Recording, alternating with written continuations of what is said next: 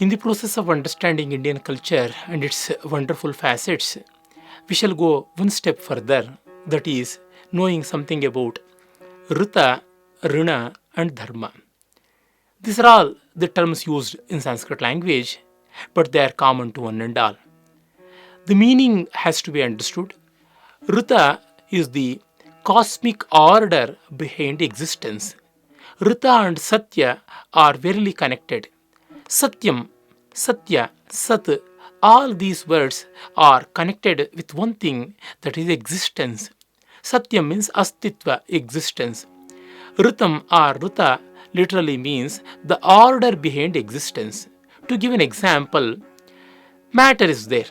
It is in existence, but there's a lot of energy within that. And so we have so many wonderful things which can be accomplished by that. That means the order behind that. Matter is there, and the energy within that has to be tapped. There are several systems out of which we can generate energy. All these things come under the purview of Rta. And Rta is dynamic in nature. Satya is static. Truth has two facets. One is the static, the other is dynamic. And the two aspects of the same reality, same value, are called as Satya and Rta. Rta means the cosmic realization behind any existence, and when once we have the awareness of that, we naturally feel indebted to it. To give an example, earlier we discussed about a cup of water. A cup of water is mere existence, but the value behind that is understood, and that is Rta. Means when once we know how important is that and how many people and how many systems are working behind that, we naturally feel indebted to the whole system and we want to do something for that. Unless we pay back the debts, we will not feel that we are relieved. And this way of feeling the debt is called Rna. Rna literally means debt. There are three types of Rna which are mentioned in the Shastras: Deva Rna, Pitru Rna, and Rishi Rna. And we have two more types mentioned in the great epics of Valmiki and Vyasa. Valmiki speaks of Atma Rna and Vyasa speaks of Manushya Rna. What are these five Rnas? Deva Rna is the Rna debt meant for the gods. Means we have to devote ourselves to the highest truth, the greater levels of consciousness, and the forces working behind the existence or nature. Whether you are a believer or not, whether we believe in God or not, we have to respect the nature. We have to respect the cosmic forces which are working upon us, which are behind this existence. And this way, being true to the greater consciousness, being true to the greater world, is called Devarana. And paying back that in a formal manner, that is also needed. When we know that we are in debts, we have to clear off that. Nobody will be there to ward off that. Nobody will be there to let off that. We have to pay back. Then we have the Pitrana, the debts which are in connection with our forefathers, with our parents. We are belonging to a genealogy. The progeny is very important, and we are the products of our parents and our forefathers, and we have to respect them when they are living, and we have to keep them happy, and we have to nurture them, and we have to entertain them in such a way that they feel happy and comfortable in the times of need and distress. Like that, we have to be devoted to them even after their existence, even after their life. Means when they are no more in their physical existence, then also we have to respect them. We have to keep their memory intact, and we have to perpetuate it.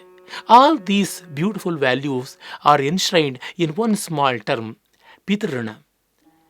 If not, we'll be forgotten by our children, will be completely ignored by the future generation. Would we like it? No.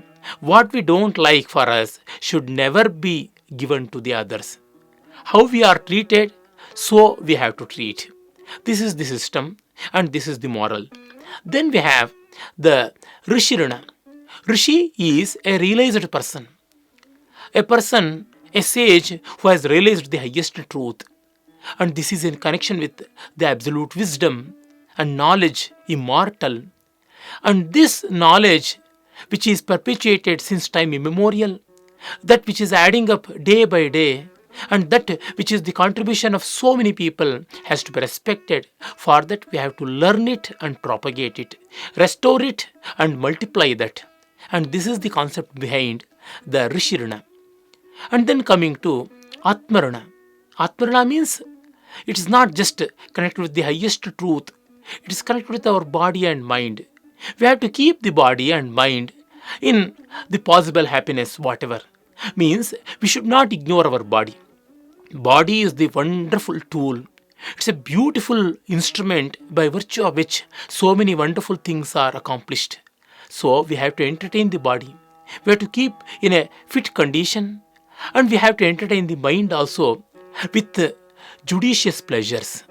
These are all implied in the word Atmaruna. Then we have the Manusharuna, means the belongingness which we feel with respect to the fellow human beings. How much meaningful we are to them, how much helpful to the rest of the society. Like that, feeling for the others, that is meant in the Manusharuna. And the whole system is connected with the world itself. In that sense, the five runas, they imply one thing: we have to belong to. We are belonging to, and we have to belong to.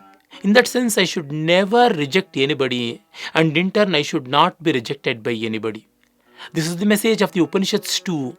The Chandogya Upanishad says in a beautiful manner, Anirakaranastu, Anirakaranam mestu. In that sense, the five runas are the wonderful systems.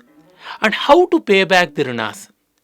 The system, the method of paying back the debts is called dharma. Dharma is the global ethic and the judicious way of living, and it is the sustainable way of existence.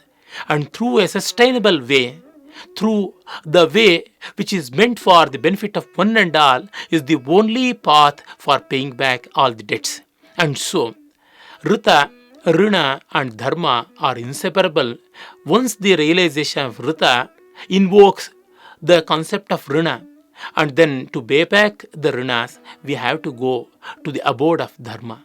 This is how Indian culture has developed, and this is the wonderful chakra, the wheel of soul.